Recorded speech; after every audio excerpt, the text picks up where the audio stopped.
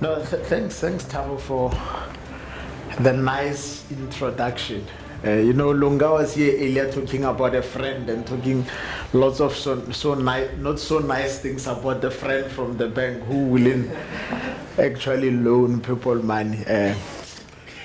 But maybe I will change a bit of that when I talk to you today, when you get a perspective of what we are doing as an organization to help small and medium enterprises to thrive.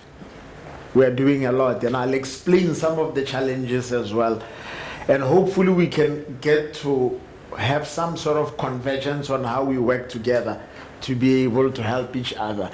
Believe it or not, we as a bank also want small business to thrive, because when they thrive, they grow to become big companies, and we make lots of money from big companies.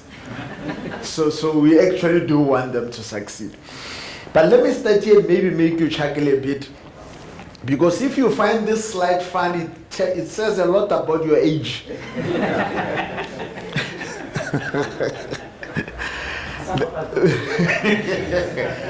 the scariest thing for me is that when I show this slide to my kids, they have no idea what I'm talking about. And my oldest is 17. And I'm actually maybe much older than I look. But you know what is the scary part? Is that I actually live to see all those things come and go. And it's quite relevant because I'm a technology person, and my job involves a lot around how I think about technology and how I think about technology changing the world to be a better place. My daughter talks about this one, and say, what is that thing? I say, it's a typewriter. Says, what did they use it for? Then I explain, that's where we used to type. And then she sits back and says, but where did you see what you were typing?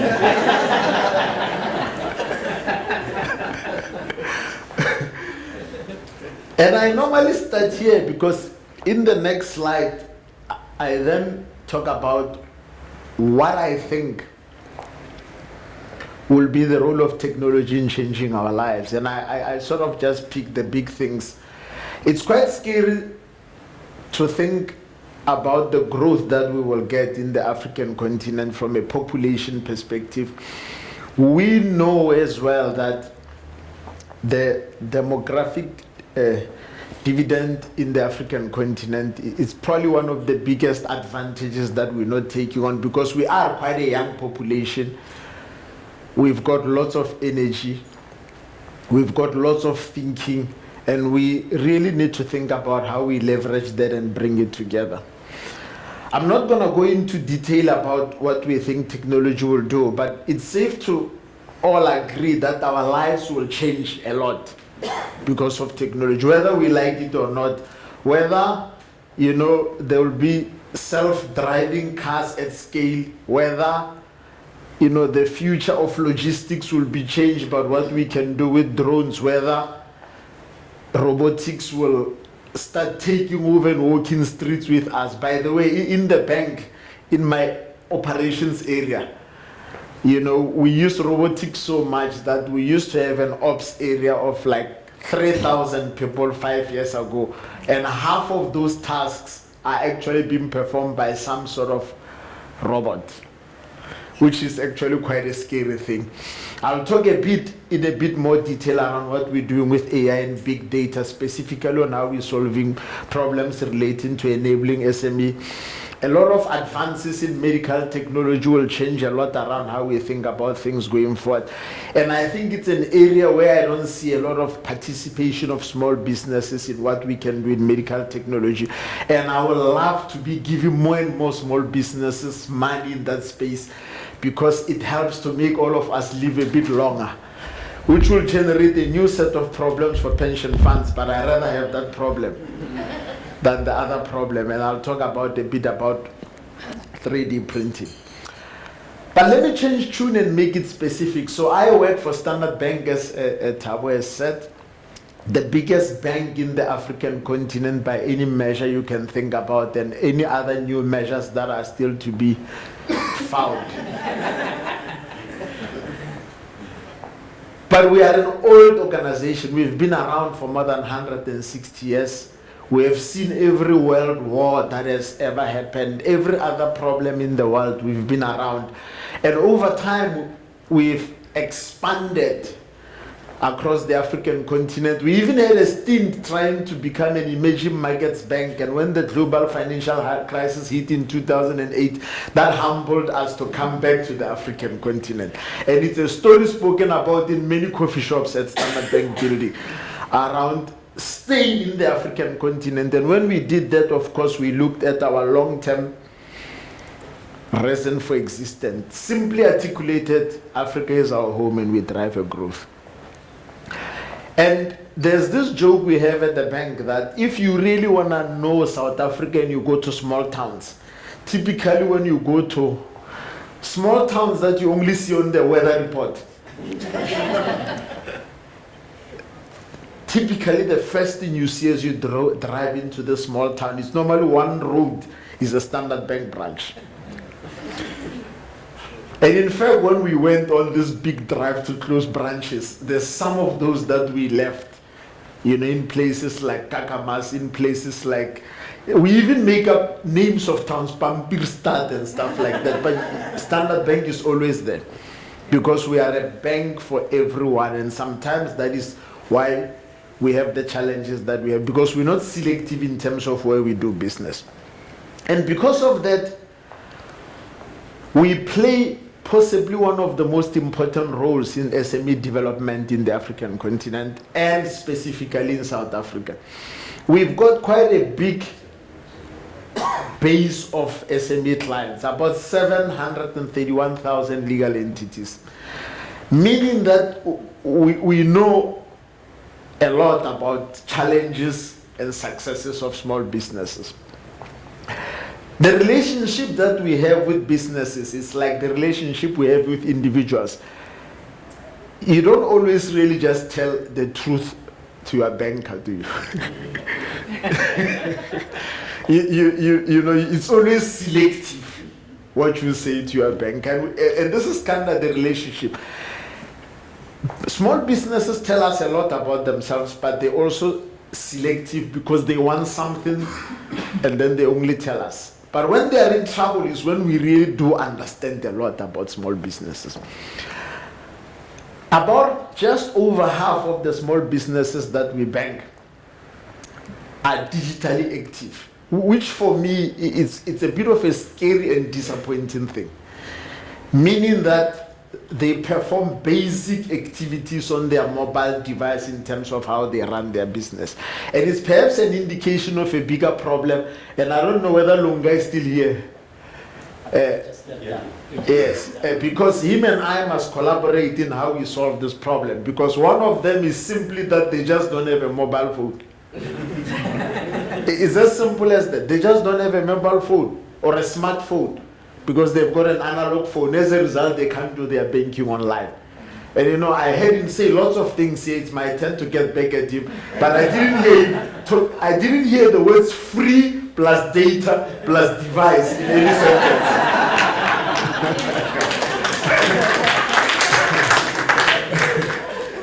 You know, so him and I need to solve this. But I can't only place the blame on him, because as Standard Bank, we also have an MVNO. So we own a small little telco company, still small, only 400,000 customers. And in that space, for example, for consumer clients, we give you a free phone with an account, and we give you free data. And I can share with you confidentially that soon, very, very soon, we will launch a proposition for SMEs along those lines. That will start to think about it that way, meaning that for us to get the account, we will sponsor the device, and then we'll give you a bit of blessing on the data.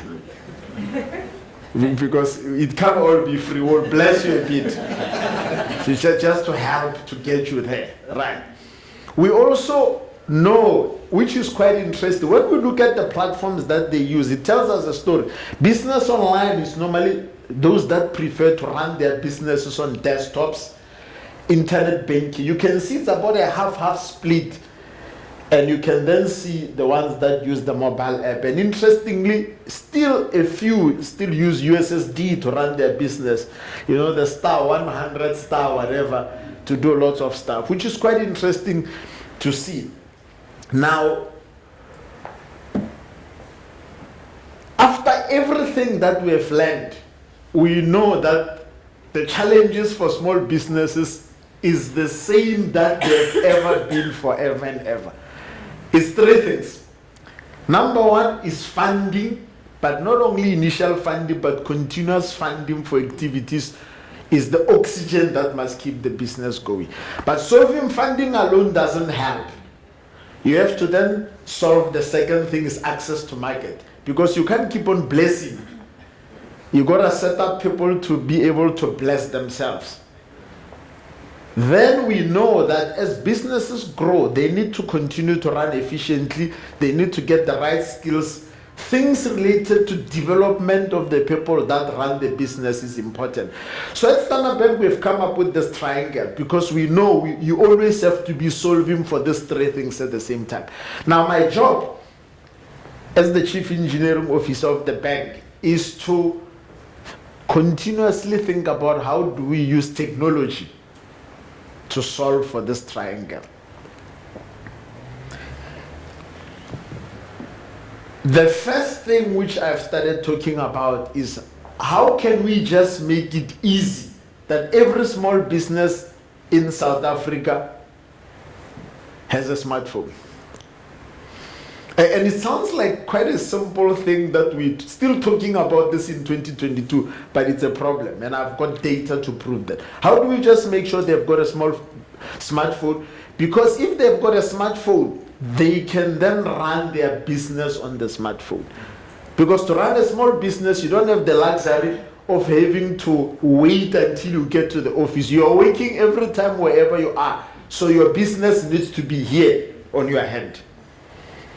And we will start solving for that. Fortunately, I live in the same area in Joburg with Lunga, so I see him at the local tavern. When I see him there, we will talk about how we can jointly solve this. I'm talking to the guys, the yellow telco as well as the red telco, and we must all come together to solve this problem. It's an easy problem to solve. If we solve this problem, we then unlock the next thing, which is how do we just help small businesses to leverage the power of the enabling tools that help them to run their businesses better, that are mostly free. But you gotta have a smartphone and you can download them. And I just put a few there, and I mean, if you are in this room and you run a small business and the only one you recognize there is Gmail, you are in trouble. You are in trouble. I work for a big corporate, but I know these things. And these are like tools that really help. And if I've embarrassed you with this comment, it's fine. Just remember the one on top, which is Capterra, because it's the Google of all of them. So if you get into that one and you search productivity tools, it will give you a list and how you get them. So just remember the one on top. You can take a picture silently of the slide and just remember the one on top, because these are like really important tools, and I can put lots of them there. The next thing is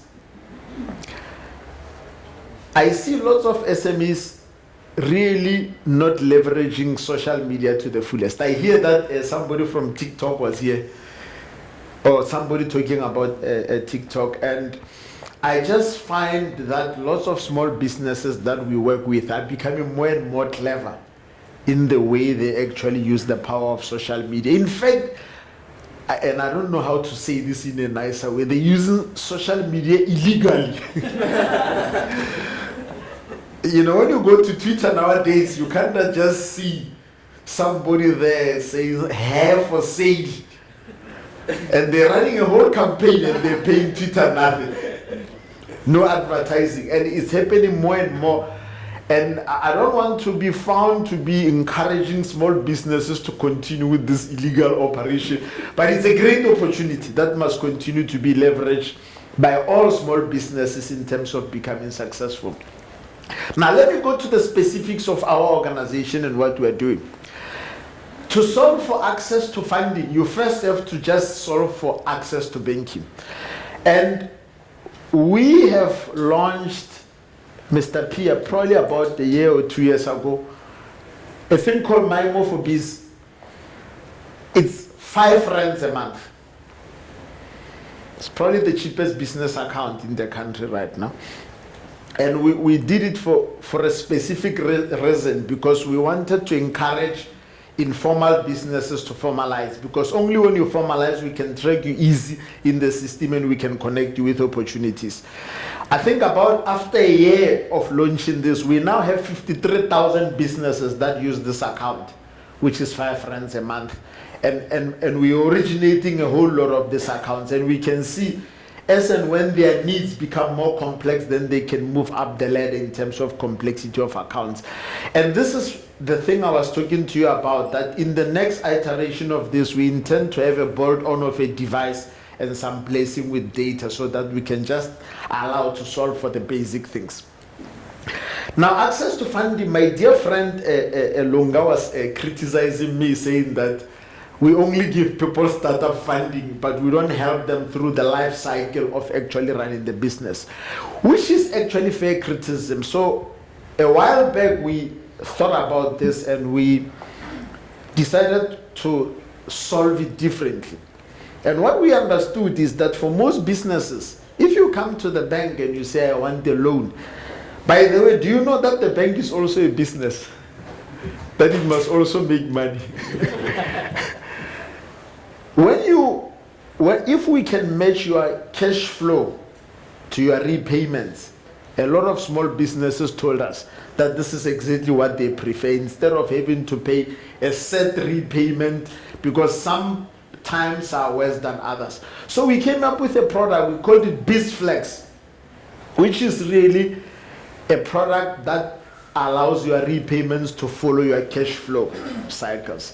And so far, this year, for example, because we're also selling it online, because we want to reduce the cost of having to go to the branch, this year alone, we've got 631 businesses that have taken over this product.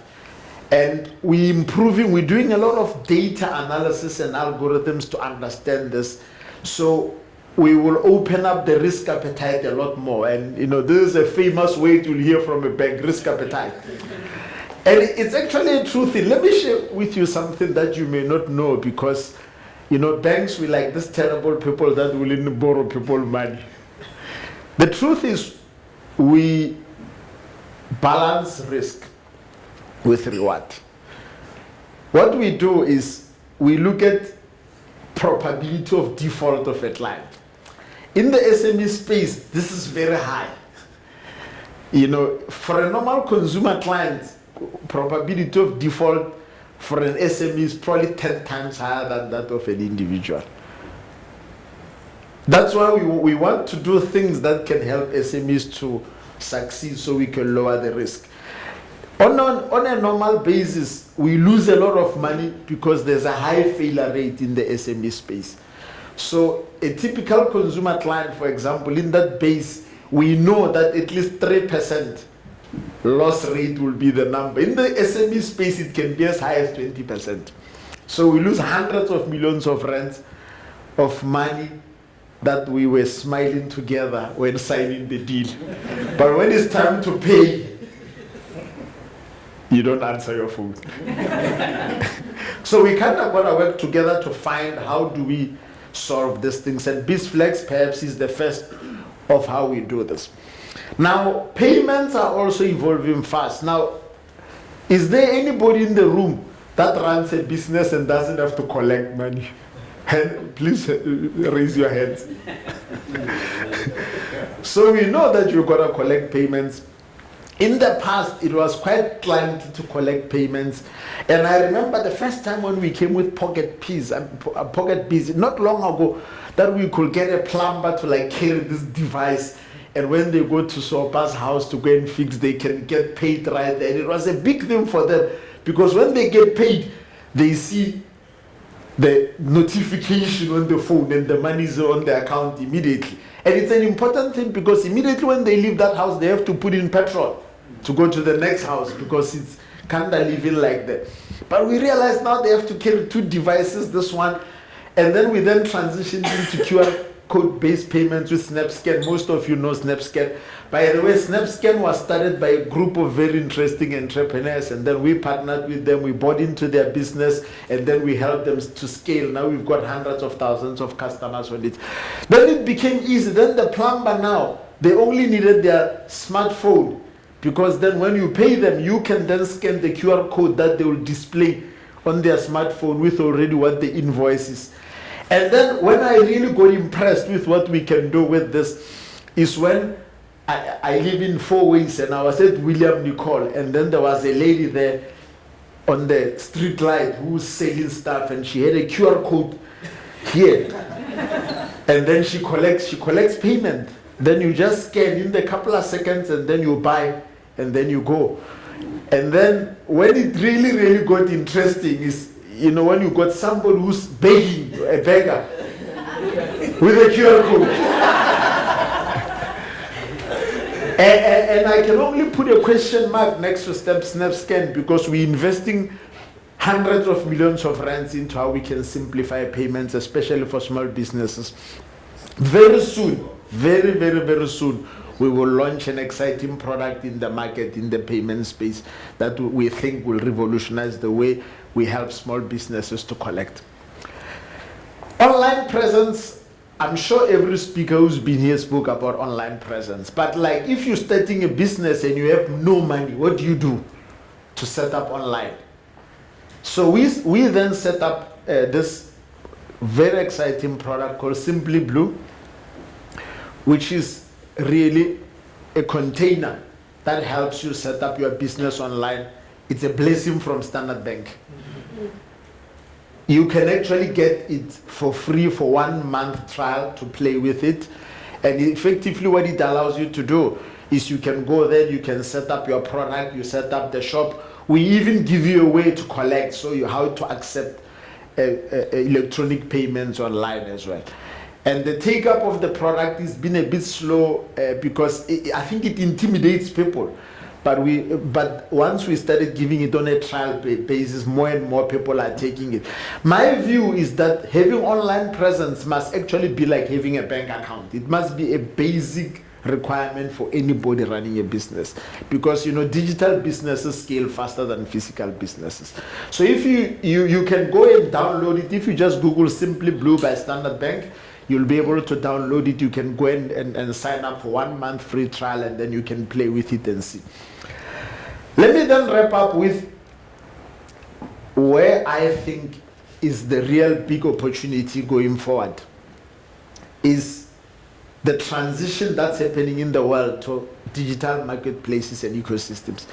In fact, Standard Bank as an organization, we are busy transitioning the business to become a platform services company and away from being a bank. Part of that transition involves us thinking about future revenue streams coming from how we will work with many partners in an ecosystem type manner. But you can easily get lost in the world because everybody's got a marketplace, everybody's got an ecosystem. Now, how do you know which one is the right one to go? And I'll give you, at Standard Bank, we have chosen 10 ecosystems that we will focus on.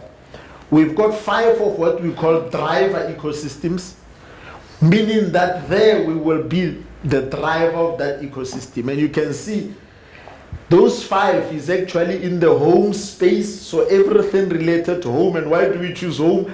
Because we've got the biggest market share of home ownership in South Africa. So we know a lot about that space and we can be a driver. We've chosen global citizen And when we talk about global citizen, it's really the ability to work with people that consider themselves global citizens, that fly all over the world and all these things. We've got trader, and this is specifically formalizing the informal traders. You know, in South Africa, that market is big, but if you've ever been to Lagos, you'll know what I'm talking about. You know, in Lagos, if I give you the number of informal traders we work with in Lagos, it's a scary number. And we're doing a lot in that space, and then in agri and in trade. Now, how are we solving for this, and how are we thinking about this being the key enabler? I'm going to use the trade example. The bank is the original marketplace. Our business is very simple. It's the simplest business in the world. We exist because people have got lots of money that they don't know what to do with, and they want to earn some money, and then those that are looking for money. So we've always been the original ecosystem. We've always been the one connecting people. And because we've got hundreds of thousands of big businesses, most SMEs actually make their money by connecting with big businesses. They do something for big businesses. That's why when we think about it in the trader ecosystem, and I'll give you a beautiful example of the first use case we have launched here. So if you had a small business that is in the packaging space and they make homemade acha, I hope some of you will connect with what is acha. Now, if you think about their journey, if they wanted to order 1,000 bottles of acha, what will they need to do? The first thing is they must find somebody, typically in China, that manufactures the bottles. Now, for a small business, that's quite a task, because even if they do Google them, they don't know whether if they pay them the bottles will arrive. They don't even know whether that is the best price that they can pay. Now, that process can get even more complex, because that business is most likely want to get paid in renminbi in China, and then that business has got money sitting in a standard bank account, and probably only 20% of that money they need to borrow the 80 in rents. This activity has to happen, the translation, after the vetting of the business, the payment must happen, the logistics that go through all the way, the complexity of what you need to do with SARS, and eventually those bottles must arrive on time for when the acha has been cooked by Mama Lillian to be packaged. What we're doing with TradeSuite is to take all those processes and own them on behalf of the SME, so that you can just go to our platform and say, I'm looking for 1,000 bottles of this specification and size, and we can actually give you a price and say, to get them on your door, this is how much you need to pay. And by the way, we have looked at your activity over the last few weeks. We've realized you've been selling some good acha, so you're also good for the delta of the loan that you need to pay to do this. So that's how we are thinking about solving this thing in a way that enables, and not just say to you that you gotta go and fend for yourself. And let me finish with this slide. In the agri ecosystem, we've got a capability called One Farm Share. We've launched it in Uganda. In South Africa, we used it during the COVID period. And what we did during COVID is we were connecting a lot of small-scale farmers that had lots of produce that was expiring with people who were starving during COVID. And of course, we then gonna translate this and make it a business. And effectively, we want to connect all small farmers in South Africa with the market of where they will supply their produce and the logistics in between. We're doing that with One Farm Share. It's been quite a big success in Uganda, and we'll be launching it properly in South Africa. And in every one of these ecosystems, we aim to empower hundreds of thousands of SMEs with not only connecting them to market, but making sure that we've got solutions that can solve continuously for their funding problems, while we then partner with them through the development that they need to be able to succeed. So in a nutshell, This is what we can do as an organization like Standard Bank, because we sit with lots of capital and we know that we can make a huge difference in the growth of small businesses, and that will contribute to the growth of the company. So I'm happy to leave you with this slide while I take questions about what people think will happen in the future, which is like really, really scary things. Thank you very much for listening to me, and I'm happy to take questions. I was going to ask you about lending to very, very small businesses, then I saw your 20% default rate for SMEs, and I thought maybe that the question's already been answered. But there are a lot of fintech startups that are aimed at very small loans for very small businesses, and I'm wondering if, as you see those kinds of companies emerge, you see there's an opportunity that banks like yours just are overlooking. I'm sure there's very good reasons why they're being overlooked, but I'm just wondering if you could talk about that a little bit.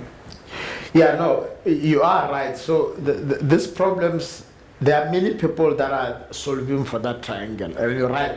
Some of the fintechs are looking at it and saying, how can we make, and I call them advanced loans, that sort of close a gap at a point in time. What is very interesting is that a lot of the fintechs need a flow to do that. And where we can solve directly, actually we give them the flow to be able to solve. Mm-hmm. So a lot of them will have a big bank account with the bank, and then they will then do the last mile, right, because the bank can't do the last mile. The bank is always involved, yes. The money comes from somewhere. But we are also doing our own work in terms of finding a way to lower the risk of having to lend to small businesses. It's probably a lot more difficult for us to get there quicker because we're sitting with big cost structures, meaning that the overheads mean that we have to do a certain minimum margin. But what I can assure you is that there's a lot of appetite in our organization, at least, to solve for this problem.